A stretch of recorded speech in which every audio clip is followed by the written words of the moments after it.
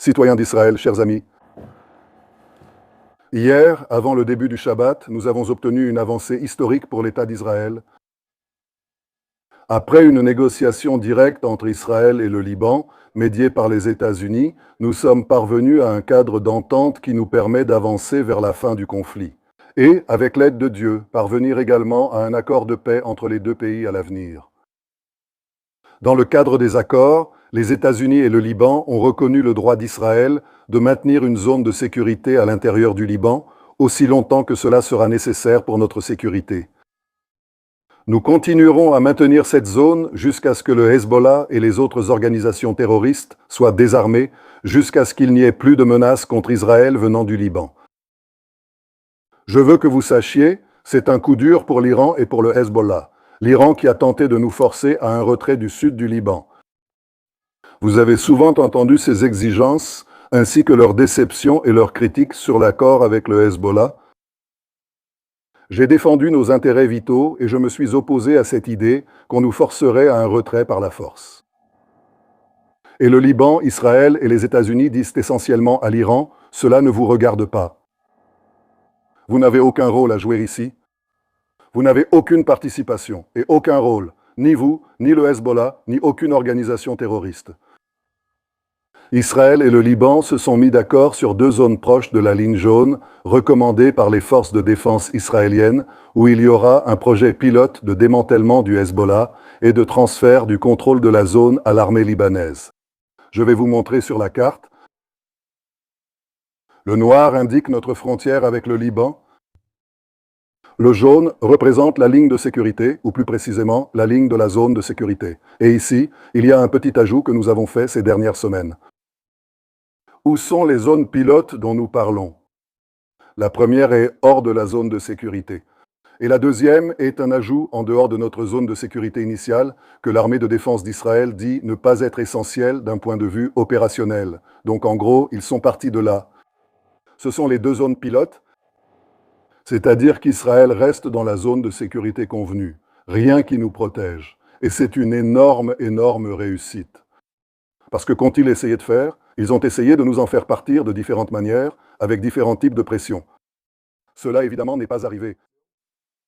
Je remercie le président Trump et le secrétaire d'État, Rubio, pour leur implication et leur contribution à l'obtention de ces accords. Je remercie le gouvernement du Liban et le peuple libanais. Ils ont fait preuve de beaucoup de courage. Je remercie l'ambassadeur d'Israël aux États-Unis, Yachel Leiter, et notre équipe. Ils ont fidèlement représenté Israël aux négociations. Nous brisons ici l'axe de la terreur iranienne, mais nous brisons aussi l'axe politique iranien. Nous avons pu parvenir à cet accord pour une raison simple, parce que nous avons durement frappé le Hezbollah, et le Hezbollah, qui s'attendait à recevoir de l'aide de l'Iran, ne l'a pas reçue. Il n'a pas reçu cette aide parce que nous avons également frappé durement l'Iran. Et tout cela, nous l'avons fait grâce au courage extraordinaire de nos combattants et aussi grâce aux décisions intelligentes et courageuses que nous avons prises. Je veux vous rappeler ce qui s'est passé au Liban. Le Hezbollah possédait 150 000 missiles et roquettes, et nous avons éliminé environ 90% de cet énorme arsenal. Nous les avons démoralisés à Bapers, nous avons éliminé à Nasrallah, nous avons éliminé les commandants de la force Hadouane. Rien que ces 2 dernières semaines, nous avons éliminé plus de 200 terroristes, et au début de la guerre, plus de 9000 terroristes du Hezbollah. Nous avons pris le contrôle de Balfour et y resterons. Nous nous sommes installés et avons pris le contrôle de la chaîne Aliater et de Binjbel. Nous éliminons leurs infrastructures terroristes dans toute la région, toute cette zone jaune. Nous éliminons simplement les infrastructures du terrorisme. Là-bas, il y a des bunkers, il y a des tunnels, il y a des villages de la terreur. Nous éliminons tout. Nous n'avons pas encore terminé. Nous avons encore du travail à faire, surtout en ce qui concerne le problème mondial des drones explosifs, et là aussi, nous serons les premiers au monde à apporter une solution. Mais une chose est claire, il s'agit ici d'une conquête historique. Cet accord renforce Israël et le Liban et affaiblit l'Iran et le Hezbollah. Avec l'aide de Dieu, c'est le signe de ce qui est à venir. Nous continuerons à faire tout ce qui est nécessaire pour rendre la sécurité aux habitants du Nord, exactement comme nous l'avons fait avec succès dans le Sud. Nous l'avons fait à nouveau grâce au courage des combattants et des commandants, et aussi grâce à votre fermeté, habitants du Nord. Et nous vous apportons non seulement le soutien en matière de sécurité, mais aussi plus de 20 milliards de shekels pour ramener la prospérité et la liberté dans le Nord. C'est cela que je veux voir. Une frontière paisible entre nous et le Liban, une frontière de paix. Et dans le Nord, je veux voir la sécurité, la paix et la prospérité. Et ce qui s'est passé dans le Sud, qui prospère maintenant dans la région autour de Gaza, se produira aussi dans le Nord. C'est mon objectif. Avec votre aide et celle de Dieu, nous y parviendrons. Question de Canal 14, Hillel Bitton-Ozen. Je n'entends pas. Vous allez entendre dans un instant.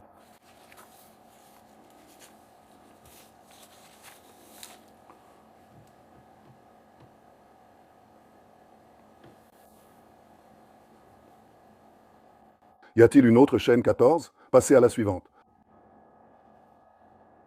Et 24, Nadav Elimelech. Bonjour. Ça va, monsieur? Quelle est la liberté d'action d'Israël et jusqu'où sera-t-elle maintenue face aux violations du Hezbollah? Et si une réponse d'Israël mettrait en danger la continuité de l'accord du point de vue des Américains?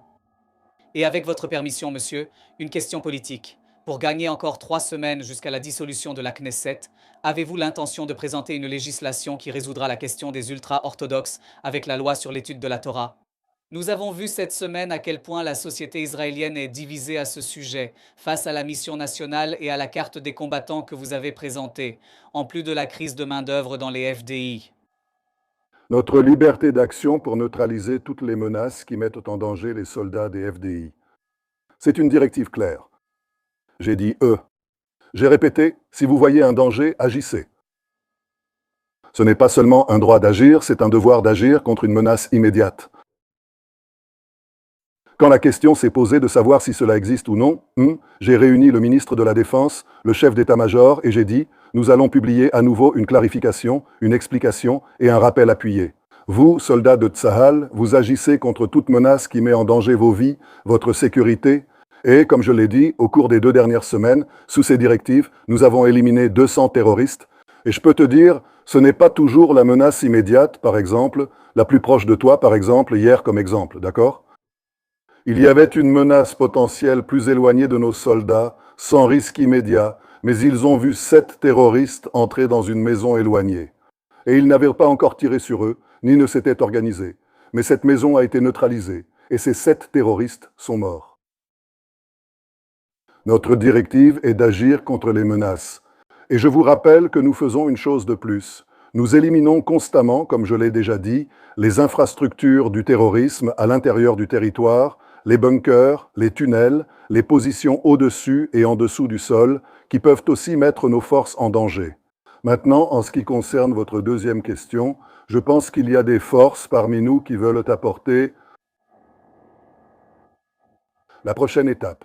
Ils veulent aggraver et approfondir les malentendus, les désaccords ou les divisions entre nous, et je pense que c'est une erreur terrible. Nous devons faire tous les efforts possibles pour résoudre nos problèmes internes avec compréhension et un large consensus, car nous avons des ennemis à l'extérieur et ils attendent certainement que nous commencions une guerre civile.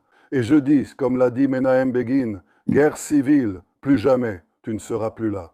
Et pour cela, j'ai l'intention de former un gouvernement national large, pas un gouvernement restreint, pas un gouvernement de gauche qui dépend des partis arabes, mais bien un gouvernement national large, car c'est seulement ainsi, je crois, que nous pouvons parvenir à des consensus entre nous.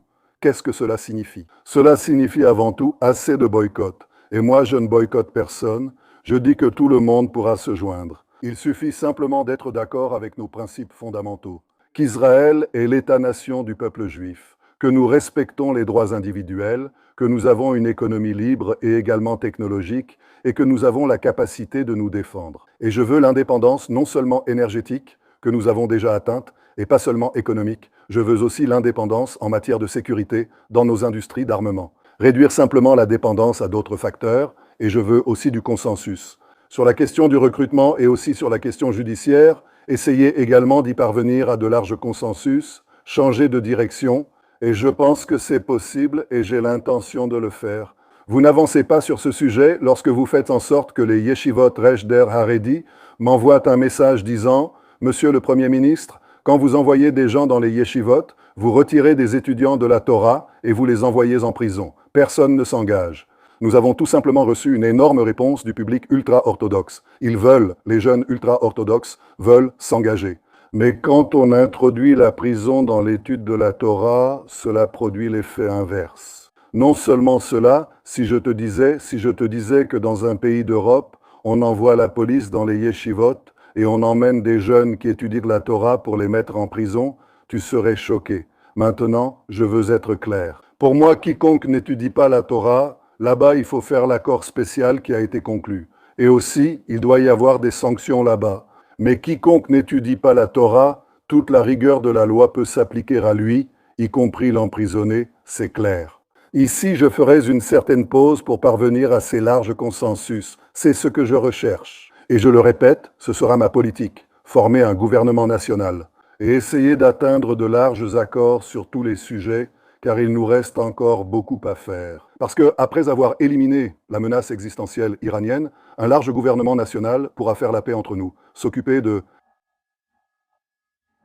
récolter les fruits de notre victoire à travers des accords diplomatiques, comme celui que nous concluons avec le Liban, et il y en a d'autres en préparation. C'est aussi simple que cela.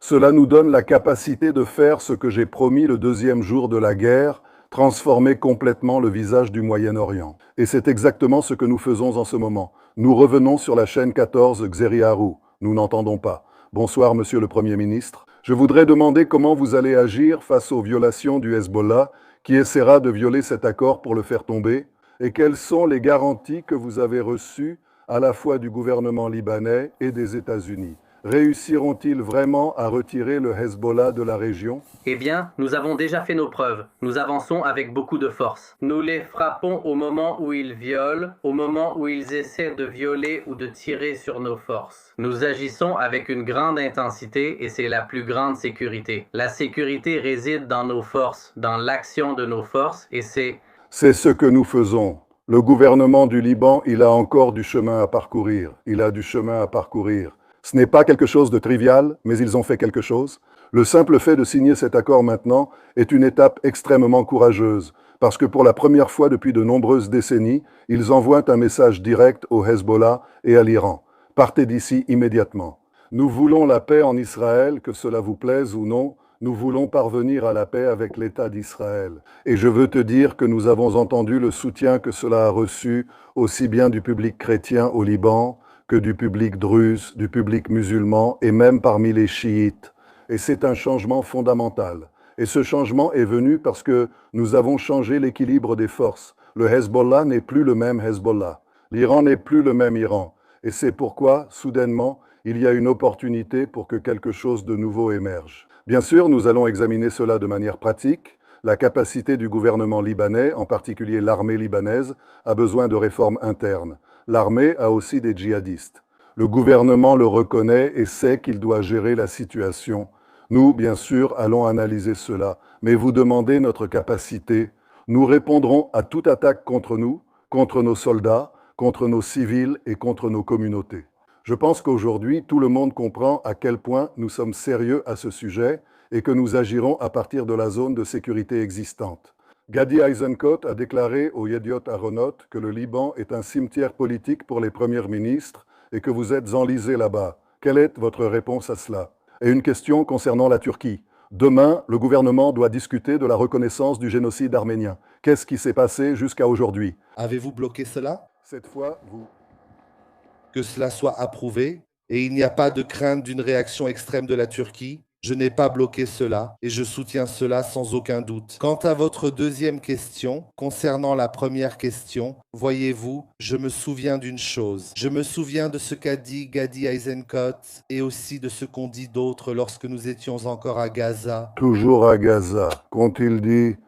Ils ont dit d'arrêter alors que nous étions encore à Khan Younis, de ne pas entrer à Rafah, de ne pas prendre le corridor de Philadelphie. Il faut simplement conclure un accord, libérer les otages et ensuite sortir de Gaza, quitter Gaza, toute la région.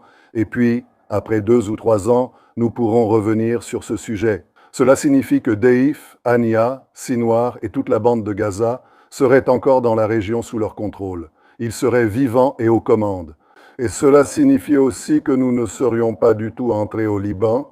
Si nous n'avions pas fait les BIP, nous n'aurions pas éliminé Nasrallah, nous n'aurions pas détruit 90% de l'arsenal de missiles.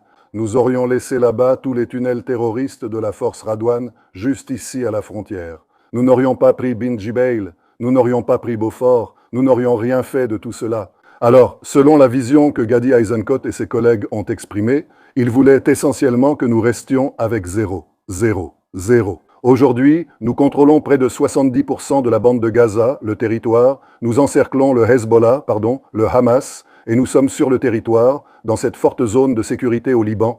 Alors, ils viennent nous dire que le Liban est un cimetière, c'est-à-dire qu'il n'aurait rien fait pour protéger son avenir politique, pour que cela ne devienne pas un cimetière politique.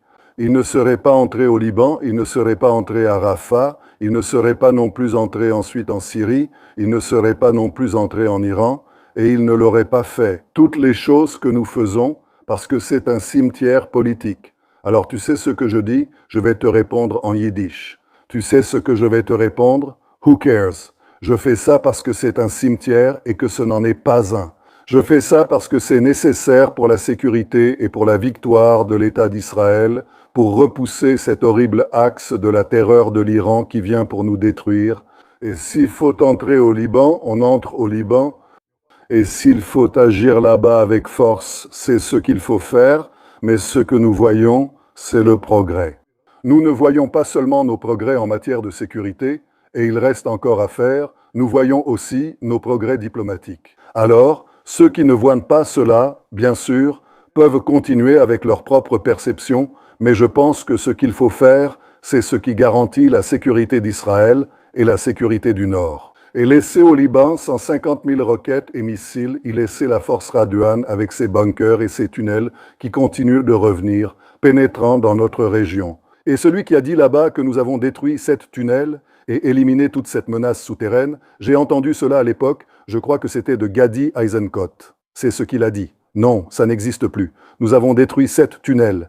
Là-bas, des kilomètres de tunnels sont en cours de destruction aujourd'hui. Donc je fais ce qu'il faut, et en ce moment, je ne fais pas référence à la question politique. Je fais référence à la question nationale et à notre sécurité nationale. Nous, ainsi que les courageux soldats de Tsahal au Liban, faisons ce qu'il faut. Prochaine question, Israël Hayom, Dani Zakim. Bonjour monsieur, bonne semaine. Cet accord qui a été signé est en conflit plus qu'évident avec l'esprit du mémorandum d'entente, qui de toute façon semble déjà fragilisé à la lumière des attaques de l'Iran contre des pétroliers, des navires et contre Bahreïn. C'était l'une des intentions, c'est l'espoir israélien. Et comment voyez-vous cela? Puisque vous avez également peu parlé d'un gouvernement élargi, quel parti aimeriez-vous voir dans ce gouvernement et lesquels ne voudriez-vous pas y voir? Nous avons dit depuis le début que nous ne faisions pas partie de l'accord entre les États-Unis et l'Iran. Mais cela ne signifie pas que nous n'avons pas d'intérêt. Nous avons des intérêts et nous allons aussi les exprimer. D'ailleurs, également sur le sujet central qui est le nucléaire, j'ai l'intention d'envoyer une délégation à Washington pour clarifier quels sont les intérêts israéliens, mais je défends certainement les intérêts israéliens ici, à notre frontière. Et j'ai clairement indiqué dès le début que nous ne quitterons pas la zone de sécurité.